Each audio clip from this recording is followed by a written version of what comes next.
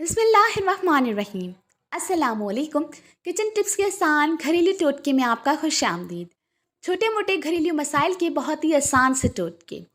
टोटका नंबर 1, सब्ज़ मिर्च को फ्रिज में रखने से पहले धोकर इसकी ऊपर की डंडी अगर उतार दी जाए तो इस तरह मिर्चें जो हैं वो काफ़ी देर के लिए ताज़ा रहती हैं।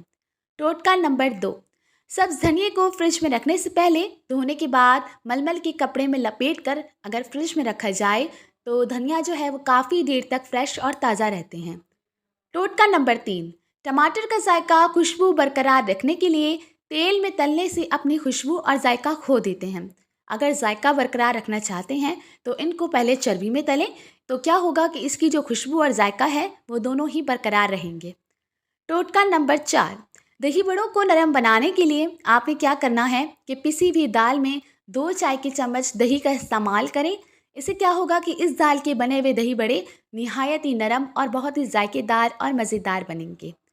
टोटका नंबर 5, कीमे की रोटी को फ्रिज में रखने से पहले आपने फ्रीज़र में रखने से पहले आपने क्या करना है कि मैदा छिड़क कर इसको बटर पेपर में रख दें ताकि वो चिपके नहीं। और इस तरह ये चिपकेगा नहीं तो फिर आप 1 मिनट तक तवे पर इसको उलट पलट करके फ्रीज़र कर दें तो 20-25 दिन तक ये बिल्कुल ताज़ा रहेगा और बिल्कुल ख़राब नहीं होगा।